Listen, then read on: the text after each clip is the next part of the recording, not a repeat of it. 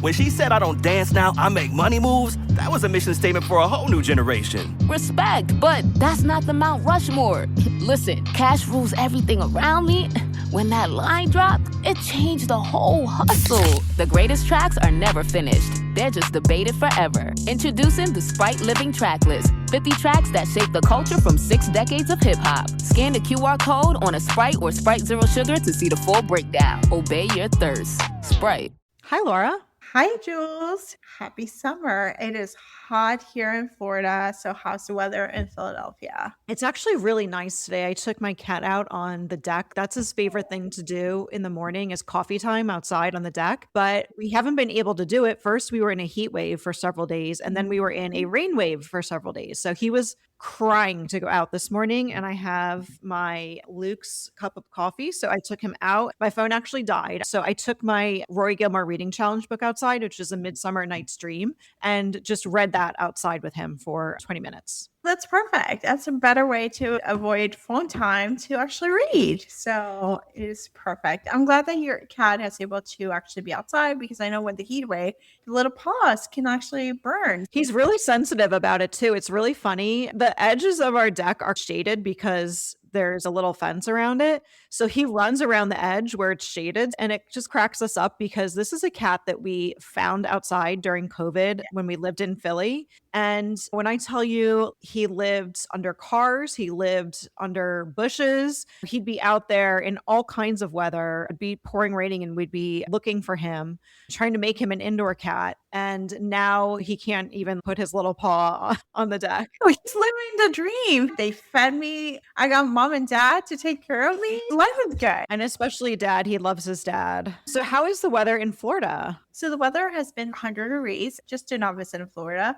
It is indoor AC all the time. This is what we're doing. We're also having summer storms. I got caught up in the highway with terrible storms. You feel like you're in a hurricane. You feel the wind. You cannot see, no visibility. It is a scary time, but it's nice because I do appreciate storms because otherwise we get drought, and we've been having some wildfires in Florida. So we're trying to avoid any of that stuff. So storms are a good thing. They're just terrible to be caught up in the highway. Exactly. It's really scary. I've definitely been in some of those situations, but I'm glad you're getting some rain to kind of cool things off. It's the week after 4th of July. So we are in the lazy, hazy days. Me as a baseball fan, we're going into the All-Star break next week, which actually is in Philly. And that's the middle of our season. So it really feels like the middle of summer. And there's something that you and I have been talking about since the beginning of summer, and that is Elin Hilderbrand books. Yeah. We've been talking about it, and it's because this question comes up every single year, whether you're an avid reader or really whether you're not an avid reader. It's the same question that we all have every summer, and it's what Elin Hilderbrand book should I read next? She is the queen of the beach reads, and that's why.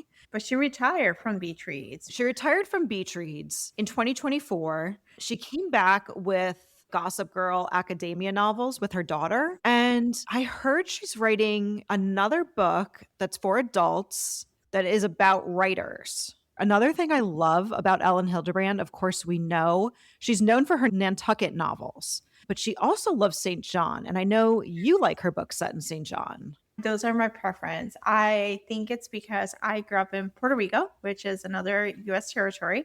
I've gone to St. Thomas. I'm familiar with St. John's. St. John's doesn't have an airport, so you actually have to go to St. Thomas and take a ferry to St. John's. So it's one of those things, but I appreciate a winter romance or juicy stuff happening in the warm weather. When I moved up north, I actually had snow and cold weather, but for the most part, it's warm and just Caribbean and beaches in the winter. And so I felt that was my core memory. That was like, I really love the series. Can you write more of the St. John's? It totally makes sense because I think there's many things that attract me to her novels. They're absolutely delectable, but I go to Martha's Vineyard every summer. And when we're feeling it, we'll take the ferry over to Nantucket for a day. So it gives me those same vibes of something I know and am familiar with. And I've gone to Mitchell's Book Corner. It's where she does all of her book signings every summer. It's once a week every summer she does her book signings, and you can do the special pre-orders from that bookstore. And she did this thing during COVID where she was showing you around on Instagram, Nantucket. And then I found some of the places that were in her book. So that's always one of my absolute favorite things to do as a reader is to blend that with my travel.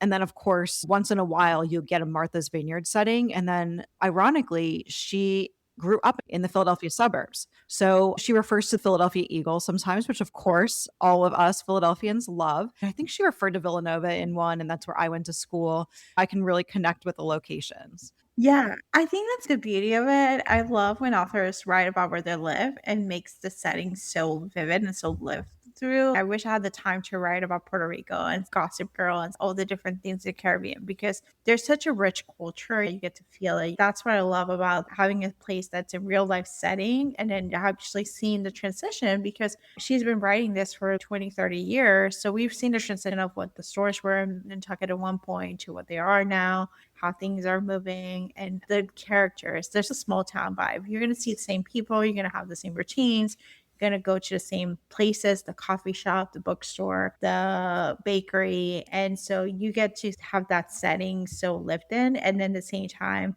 build the world. So when you go to read her books, you start revisiting friends. You start seeing, oh, the police chief is the same. I love the police chief. I think that's a really cool thing because essentially you go to Nantucket every summer and you see your friends. I think you're totally right. There is a familiarity in the books, and she does bring in those little Easter eggs from other novels. And like you said, there's also an evolution. So you really do see things like more diversity as you come into later novels, which is great. I think that's a really cool thing to see an author really grown into her space. And I think in some ways, as a reader, it's really exciting when you have a backlist of 20, 30 books set in the same world.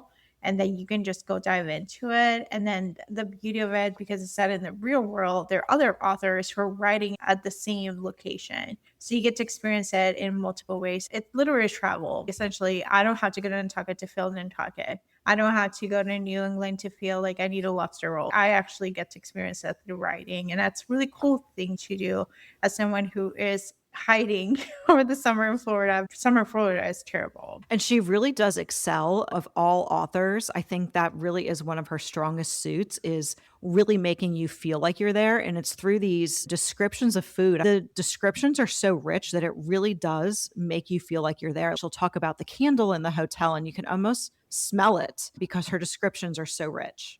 Yes, I am thrilled for her to try new things, but at the same time, I'm sad. And it may just need time too. Maybe she'll go into St. John's after this, or maybe a few years from now, an idea that she didn't think she could ever have will pop out of nowhere. Do you know offhand how many you have read? I have a list of 38, including her short stories. I probably have read about 8 or 9. I started the winter series, which is the Christmas books in Nantucket, but I didn't finish. So it's not as much as I thought it was, but I was not tracking books. So it may be more. I've read a massive amount, but I will give you a caveat. So, out of the 38 I had listed, I read 33, but many of those are short stories. I think she has about 25 novels. And for many of them, she wrote either prequels or sequels that are short stories. And then there was a compilation book, all the short stories. I brought that to Martha's Vineyard, I think maybe 2 years ago, because I thought it would be nice to have Elin Hilderbrand, but also not the commitment of a novel that I could sit on the beach and within an hour read a short story, go sit by the pool, read a short story. So that's really how I got to such a big number. So what we're going to do today is our top 5 Elin Hilderbrand books. And we're going to go 5, 4, 3, 2, 1. So everyone's got to stick around and see what we picked for number 1 for each of us. So what is your number 5 Elin Hilderbrand book out of the books that you've read? I think it's A Rumor, which is very gossipy, very fun. I read this about 11 years ago. It's about 2 friends who all it seems to be perfect, and then there's rumors happening, and then we see that there's actually marital strife and just basically the small town vibes. It reminded me of Puerto Rico, where everyone is in each other's business, and then it's not what it looks like, and then there's more nuance what's going on. So it's very gossipy. It's interesting because one of the husbands his name is Freddie. And I was like, is it connected to the other book that I read? Because they're both in real estate. So I was like, what is going on? So I'm trying to see, because I haven't read these books in a long time. So I may go back to see if there's a connection between characters. But it has the typical Nantucket. If you like Gossip Girl, this is the book for you. I don't know offhand. The name Freddie sounds familiar. Silver Girl's husband. Silver Girl, yes. But he's a real estate agent, right? Yeah. So we don't know if it's the same one. I don't think it's the same one. Silver Girl was beforehand, so I don't know if it's a son or someone related to it. But because every character is intermingled, I'm not sure if they're all related to each other. But usually when there's the same name, typical authors don't have the same name twice. It's interesting. So I don't know. I have to go back. Maybe do a little reread. Maybe go back to Silver Girl. Maybe go back to the rumor and then see which one, if they're connected. And I'll share in a Substack note. I feel like this one totally tracks for you because I know you really well and you're a big Bravo addict. And Bravo is very gossipy. It's like Housewives. It's essentially you're watching the Housewives in Nantucket. That totally makes sense. This is one of the few I have not read yet, but I certainly hope to because I'm also a Bravo addict. Yes. Okay, so tell me your number 5. Okay, so my number 5 is the Hotel Nantucket. So this is one, I made a social media post earlier in summer because I wanted to at least give people an idea of what Elin Hilderbrand book to start with. And this is the one I most often recommend starting with. It was a 4 out of 5 star for me. So the rest of my list are 5 out of 5. But I still love this for newbies because it has a little bit of everything. So there's so many things that she's known for: the Nantucket setting, rich people problems, the food descriptions. And here we also get a hotel and a little bit of a light mystery. And of course, drama and romance. Everything you would want from an Elin Hilderbrand novel, all in one book. And what this one reminded me of, speaking of Bravo, it reminds me of Below Deck. Below Deck is basically a reality show that takes place on a yacht. So you see the drama within the guests, the drama within the staff, and then the drama among them when they're together. And that's really what you get here. So the staff is aiming to get this 5 key rating. So they're working towards that over the summer. And then it brings in all of this drama, and there's a little bit of a ghost story and some romance. So again, this is the one that I recommend everyone start with. And there's another thing that I love about it. At the end, Elin has about a 20-page or so guide to Nantucket. So she calls it her blue book. And for me, I'm keeping this for good. I'm going to refer to it every time I go to Nantucket. So this is one that I recommend you get in print so that you can keep it on your shelf. And I will also note that it is based on an actual hotel that is in Nantucket, and it's called the Nantucket Hotel and Resort. So I'm linking that in the show notes if people want to compare the two. Yes. Oh, I need to just plan a trip to Nantucket. You have to plan it ahead. We plan Martha's Vineyard usually a year in advance. It's a family trip, and we do have a pretty big house because there's at least 15 people in the house. So we need a pretty big amount of space, and there's cribs. We have a lot of needs. So that would be really hard to get if we waited longer. But I don't necessarily know how Nantucket is. And of course, you can do Cape Cod. I would imagine it's easier to stay at Cape Cod and then just go over for a day the way we do. Cape Cod is just as busy as Nantucket. So it's a lot of real estate is taken over by the New England travel. So it's one of those that you have to plan ahead, or maybe go in the off season, the shoulder season, maybe in September, maybe in May before the season starts. Yeah, I know in December they do a Christmas stroll. That's a really big event around Christmas time. The only thing I would say is a lot of things in the off season aren't always opened. So I would recommend a shoulder. May, September, some stuff will still be opened and you'll still get decent weather and be able to visit some stuff. And if some stuff is closed, that's okay. So what is your number 4? I would say Swan Song. Chief adds one less job before I retire. I think it brought out the rich people behaving badly, coming to Nantucket, building this place, and people questioning the changes that are happening, as well as the new era of police or new people in the town taking over. I think it's really interesting dynamic because we're closing a chapter, but someone may leave it open for new characters to come. And then we have a mystery, what happened to Coco? And that's part of the thread, but you get the sense of Ellen's really closing that chapter in this book. This one was her swan song, her final novel. It begins with a house burning down to the ground. And I just love when books begin that way because you just know there's going to be so much drama to get you to that point. And Ed Capanash, who is the police detective, has to come back. He wants to retire. And meanwhile, they're a new couple on Nantucket. And that's another fun part. Some people say there's a few different types of plots in the world, and one of them is a stranger comes to town. And this is about this Australian couple coming to town, and everyone's talking about them, again, like a Bravo show. And at the same time, the house burns down, their assistant goes missing off of a boat. And what I loved, this couple brings so much to the town over the course of that summer.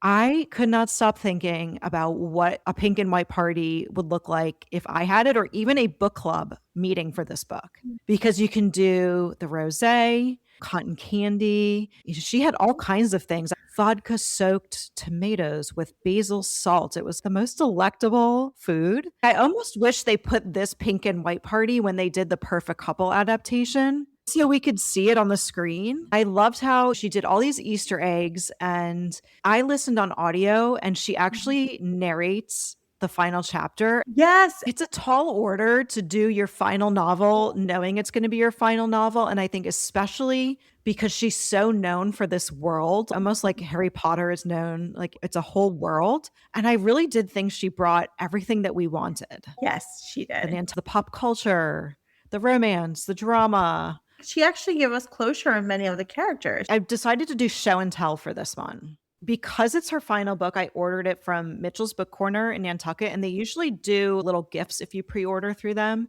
So I got this magnet that says we'll always have Nantucket, and I keep it on my book cart because book cart is magnetic. So I just keep it right on there. And then I got the special edition of Swan Song, which has these end papers, which are also illustrated. And then she also signed it. I don't have a lot of signed books, but this is one that is on my shelf of signed books. So that is my show and tell for Swan Song. Speaking of the perfect couple, that is actually my number 4 of Elin Hilderbrand.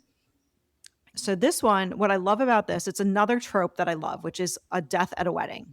And of course, it's on Nantucket. And the reason it works for me is because tensions run so high at weddings. Yes. It's the perfect setting for a mystery.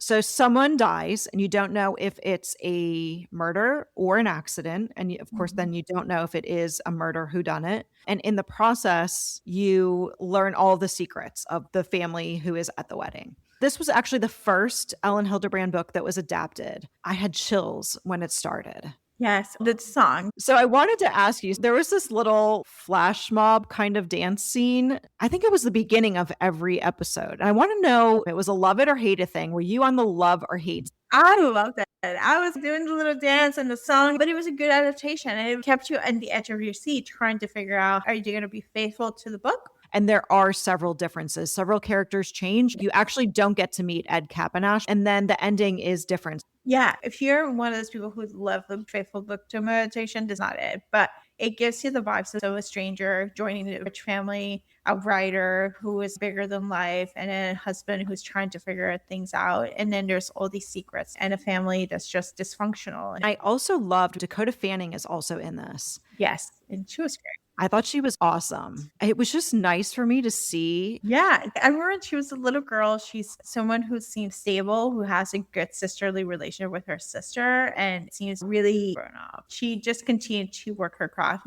So what is your number 3 pick? Okay, so it was The Perfect Couple. So perfect timing for The Perfect Couple then. And then my number 3 is actually Swan Song. Okay, so my number 2 is Silver Girl. And it's because I love a good scam. I'm training to be a white collar investigator to be certified. And so this one features a Ponzi scheme that fell down in the aftermath of the wife.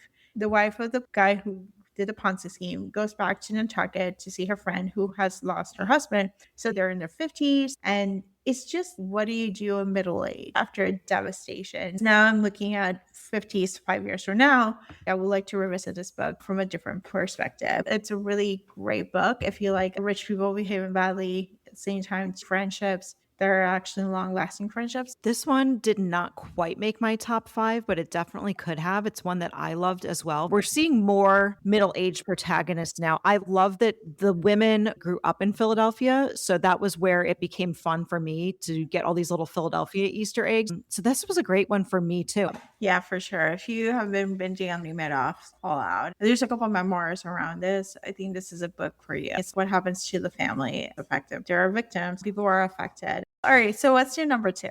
My number two is an outlier both for me and for Elin Hilderbrand because it's historical fiction. This is her only historical fiction. It's summer of 69. And it reminds me of The Wonder Years. And I know that on The Wonder Years, there's an episode about man going to the moon. And that's part of this summer of 69. That's part of what made me love it. A family who goes to Nantucket every summer to be with their grandmother, 4 siblings. So you have the young girl, Jessie, and then her brother in Vietnam. Her sister is working in Martha's Vineyard. So, of course, that's perfect for me because that's my true love.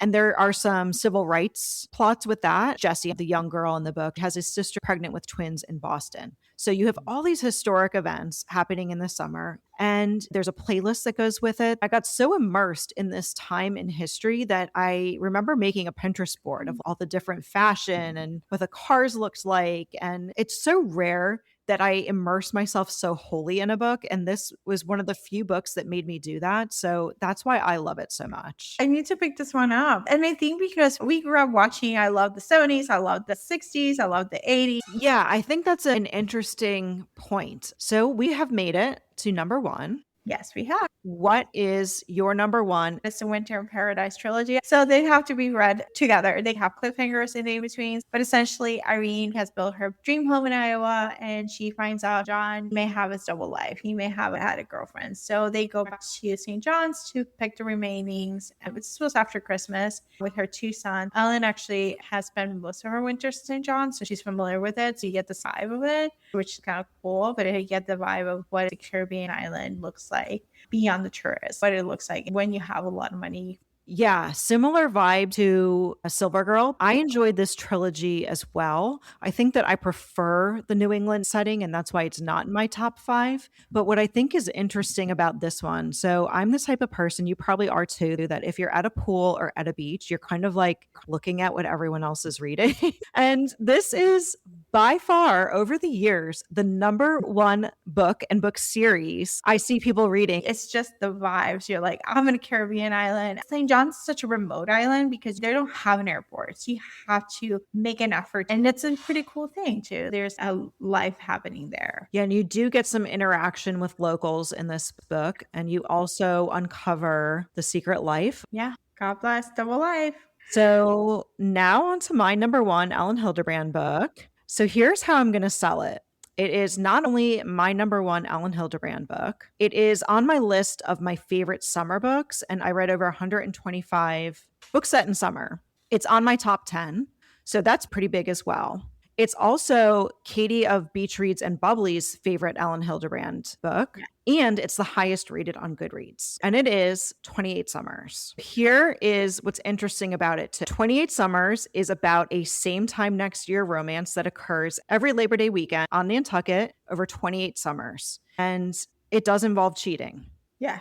So that's tough. That's usually very tough in novels, but somehow in this one, it works. And I think there's a few reasons for it. I think the way it's handled is that it's showing you that every relationship is different and complex. So in a weird way, the cheating kind of makes sense. I hope I'm selling this okay, because I know this is a tough one for many people, but I hope you'll trust me that it does work. And then the other thing I loved about it, this is totally going to sell you. So every chapter is a different year over 28 summers. Yeah. And the beginning of every chapter, she does this rundown of pop culture, kind of the way, you know, that Billy Joel song, We Didn't Start the Fire, where he's just listing all the pop culture. She does that for a page at the beginning of every chapter. And it is so fun. Oh gosh, I am getting this one. I am bumping this for sure. So this one, the other reason that for me, it is number one is very situational. This came out during the early days of the pandemic, and I had an advanced copy on audio about a month before it came out. So it was probably a month into the pandemic. And of course, this was a time where we really were going absolutely nowhere. And I would put it in my ears at lunch every day and take a very socially distant walk around the neighborhood. And it felt like the one thing that gave me escapism during that time, which is really what her novels are about. And that can be a different one for every person, which is so special about it because it could be situational. And this happens to be the one that it was for me. Yes. Oh, I am adding this one. I am really bumping this up because I love a long, slow romance at the same time. And I'm okay with cheating personally. It's part of the complexity of a relationship. So I think this is like my catnip. And you add the pop culture aspect of it. This is the book. All right. So if the number one question is what Elin Hilderbrand book should I read next every summer, then I think the number two question is if I like Elin Hilderbrand, who else should I read? So there's three contemporary, I think, Game of Inheritance in New England, where the dad dies and the kids have to come back and they all have to do things in order to get the inheritance. It's very rich people behave badly, ridiculous plot. There's two books, The Wash Ashores by Hannah McKinnon. That's a new book that came out this year. She is about to inherit a hotel in Nantucket, and her grandma is telling her, this is a trial. You may not get the hotel. There's a romance. And then this one was recommended by my friend Amy. It's Worse Than Strangers by Kylie Letty. She says that this is the perfect bridge from Elin Hilderbrand. Other authors that I think you should look at the backlist, Jenny Hale has quite a few women's fiction, and even Emily Giffin. I was thinking about it as we were talking. Emily Giffin actually has been writing in the same space. Maybe not Nantucket, New England, but it's the same idea of older characters, family, and stuff. So what's interesting is that we both brought completely different authors to the table. So it gives people a lot to choose from. I have a pretty big list, and I'll try to go through them really quickly. So two that are Nantucket authors who you will see all over Nantucket, just like Elin Hilderbrand, are Nancy Thayer and Pamela Kelly. Very similar type of vibes. Another one, I said I go to Martha's Vineyard every year, and a Martha's Vineyard author who I've become friends with is Brooke Leah Foster. And what she writes is historical fiction, but it's very light. So if you like Summer of 69, you're going to want to try her books. And the funny part is she and I had talked for a long time over social media. And then I actually ran into her at the carousel. I'm like, Brooke? And then I know there's another author who I know you and I both enjoy, and that's Christy Woodson Harvey. And she writes very light, North Carolina based. Yes. It's another thing where her books are a part of every year for me. Yes. I look forward to a new Christy Woodson Harvey. And I love that this year we got two. We got the summer one, which I already talked about in my beach reads, and I read that one a little bit earlier. And then we get the fall one. She goes back to Beach Tree, which I absolutely obsessed with this family. And the cover, have you seen the cover? It is Gilmore Girls. Gilmore Girls. She's actually a Gilmore Girls super fan. She interviewed Kelly Bishop, who plays Emily Gilmore, when her book came out. So another person I put on my list is Dorothea Benton Frank. And she was a very good friend of Elin Hilderbrand. She did pass away, but she writes Southern beach reads. And I feel like hers are like Elin Hilderbrand's, but Southern and more like traditional South. And so I know you are familiar with her daughter's work. Yes, Victoria Benton Frank. And so she's passing on the torch, which is kind of cool to see that. Helena Waltz is another Southern women's fiction. She has a couple books, and they're essentially beach reads. The same elements, we see them in a Southern setting. She has, I think it's good hair, and she's peaches. So the last one on my big list, I feel like we can't talk about summer beach reads in 2026 without talking about Carly Fortune. Yes. So she's Canadian, and her books, I believe all of them are set in Canada, some at the beach, some on a lake.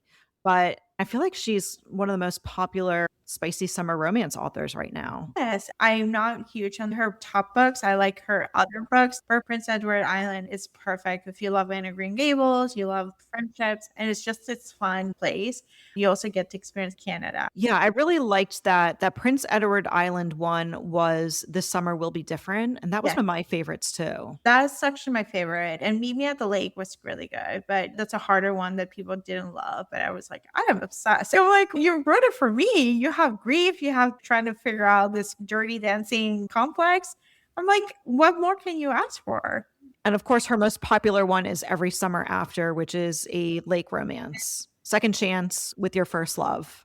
Yes, and there's an adaptation, although watch it at your own risk because the adaptation took different liberties from the book. And I did try the adaptation and I absolutely hated it. I did not. I just waited for the reviews and I was like, it's okay. I'm going to pass.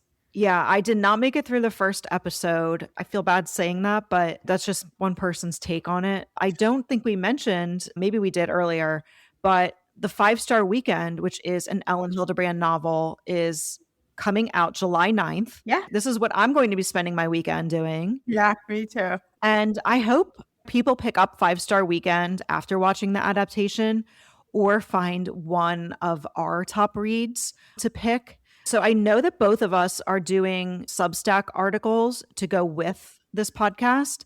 And I thought maybe we could end by teasing what we're going to give paid subscribers on our Substack articles that go with this podcast.